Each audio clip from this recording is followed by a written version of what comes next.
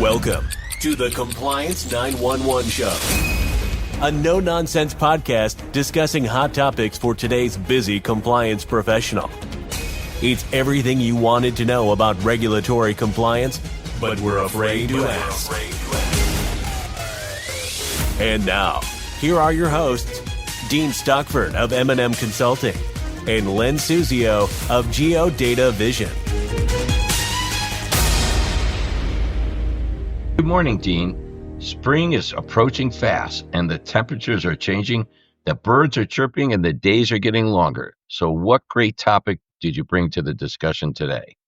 Hey, Len, it's great to see you. And yes, I'm getting excited for spring for sure. Today, I thought I'd address a recent joint statement from regulators on elder financial exploitation. Well, that certainly is a great topic. Fraud as a whole continues to be a very hot topic. And of course, seniors are considered as easy targets. So I can't wait to discuss this topic today.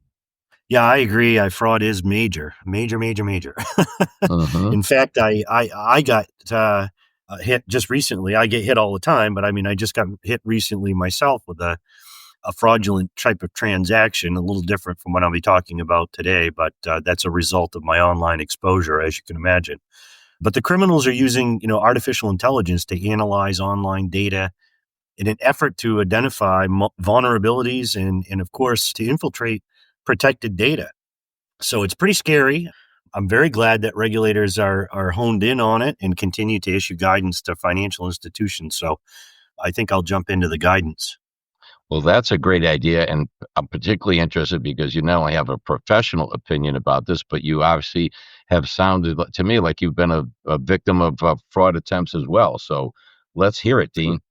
Yeah, for sure. Well, let's start in, the interagency statement on elder financial exploitation was issued in December of 24 by the Board of Governors of the Federal Reserve System and, of course, the CFPB, the Federal FDIC, the NCUA, the OCC, the Financial Crimes Enforcement Network, and, of course, state financial regulators. So the statement provides supervised lenders with examples of what I call good, sound risk management and other practices that will help combat elder financial exploitation.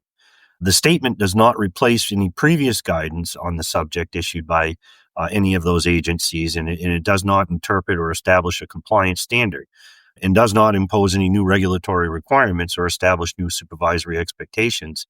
But it's certainly great guidance, and I think most institutions should adhere to this guidance, and for sure. But it's intended to raise the awareness and provide strategies to financial institutions for combating the elder financial exploitation, consistent with the applicable legal requirements that are already established. So, Dean, what does the guidance outline? Well, then, let me highlight some key points for the guidance. The first one is, governance and oversight. It encourages the financial institutions to implement risk-based policies and internal controls to protect seniors from financial abuse. So again, that's a proactive approach that everybody should take.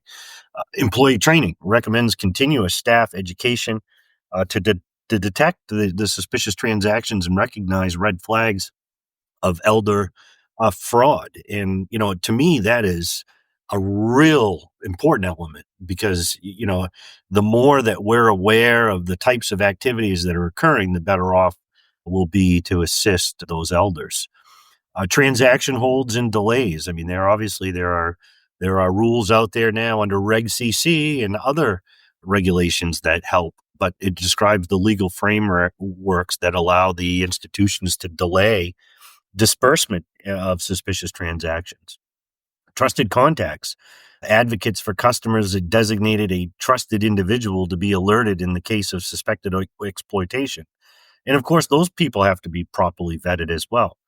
Suspicious activity reporting under BSA AML rules. It highlights the financial institution's responsibilities to report suspected fraud in law enforcement. Law enforcement in reporting, encourages institutions to report suspected cases of adult protective services and law enforcement agencies for better intervention and recovery efforts. So, getting to know your local law enforcement as well as your adult protective services is certainly helpful. for fleshing some of these things out and getting support as needed for these elders. A public awareness. We see it quite a bit, I think, on the tube and on the internet. It promotes consumer education on scams and fraud prevention. And the statement does not impose again any new regulations, but it does aim to raise the awareness and guide of best practices for combating the types of financial exploitation that we're seeing. Dean, I have a challenging and complicated question for you. How can financial institutions balance protecting older adults from exploitation while ensuring their financial independence and privacy rights? That is a great question. And, protecting seniors from financial exploitation while respecting their autonomy and privacy is delicate balance. There's no doubt about that. As you can imagine, I have elderly folks myself, and, my dad sometimes I think gets a little angst when I am impeding on his financial well-being and doing it because of my experience. But, on one hand, financial institutions are urged to take protective measures such as the monitoring of the transactions and flagging suspicious activity and involving trusted contacts to prevent that fraud. However, excessive intervention, could lead to financial paternalism and seniors lose that control over their own money. And seniors may take issue with over monitoring if they feel like their financial independence is at risk, not to mention privacy laws like Gramm-Leach-Bliley, which restrict how the financial institutions can share personal information, even when abuse is suspected. Family members themselves can be perpetrators of financial abuse, making trusted contacts a potentially risky option. So, you can see it isn't easy. You could say that again. I told you it was going to be a challenging question. Yeah, So yeah. let's kind of go a little step further, though, Dean. Let's play kind of a hypothetical. As you hmm know, I'm an old guy. I do qualify as a senior citizen. Yeah. Hopefully it comes with the wisdom you're supposed to get as a senior. Sometimes I don't know. So do you think a financial institution should have the authority to block my transactions if I refuse protection despite clear signs of exploitation? Well, you certainly are full of some great questions today, but I think the short answer to that is yes. I do. But here again, going back to my previous statement, I think it's a delicate balance. Even with policies in place, detecting and preventing elder financial exploitation remains a challenge. And there are some major obstacles.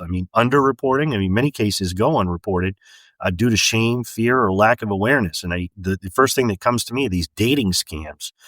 People are lonely and they reach out online and so they feel shame. They're afraid to go to the financial institution. So we do have underreported. Evolving, fraud tactics. Scammers use, artificial intelligence driven fraud, phishing, romance scams, making detection harder.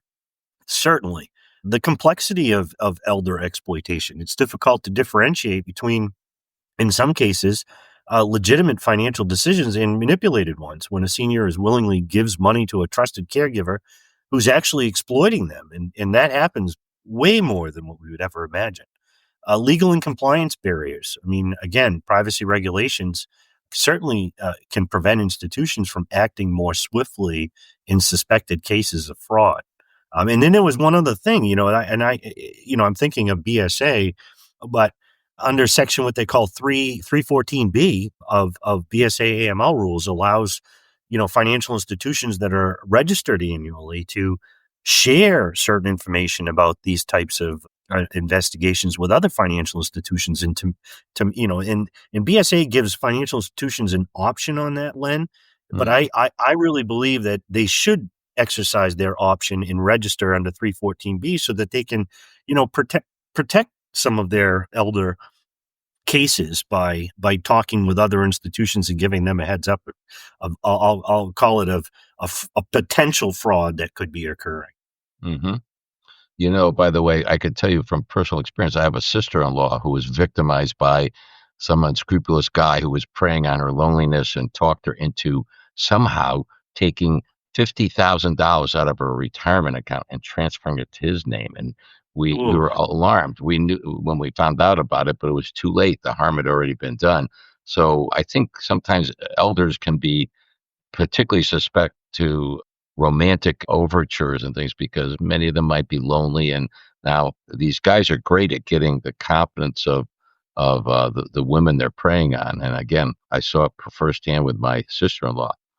So it's a Yeah, pretty. yeah. Well, I'm sorry, I didn't mean to jump in on you there, That's Len, right. but it is pretty scary. And just one other thought, I'll give you also an experience that we actually had. My parents got a phone call, which sounded like it was a call from one of my kids, and they said they were in jail.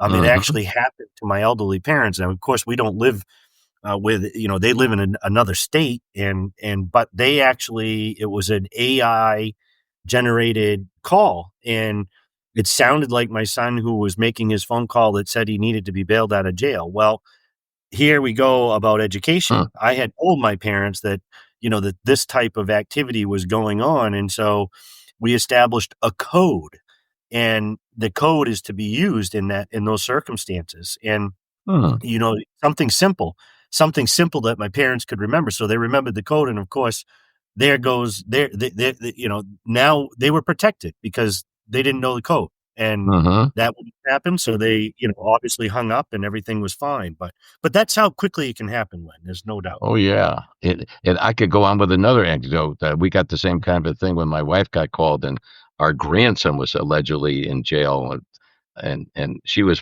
very alarmed. She got me right away, and I said, Mm. after I talked to the person at the other end of the line, I started suspecting that it was not true. So I said, hold on, let me just call my grandson to see. And my grandson answered the phone, and he was nowhere near jail or anything. They hung up on us Exactly. at that point in time. But it's a pretty Yeah. scary situation, and as I understand it, it's getting worse. So for our listeners today, do you have any recommendations, Dean? Well, yes, I do. I mean, certainly, but my recommendations are obviously specific to financial institutions, and of course, based on context such as asset size, resources, complexity of offerings, et cetera, et cetera, et cetera. I think everybody plays a role, including the elders themselves and their caretakers and so on. But many FIs financial institutions are using behavior based detection systems. But as technology expands, AI fraud detection can review lots of data to identify patterns of suspicious activity on historical behavior. So it does that look back in real time, and it can tell you if somebody's deviating from normal or expected activity.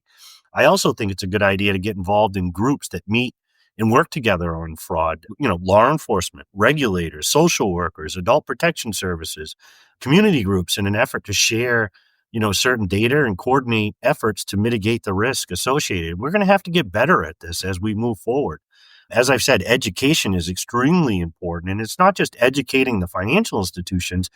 It's educating your customers, your members, and making sure that they're up to speed on the latest fraud techniques.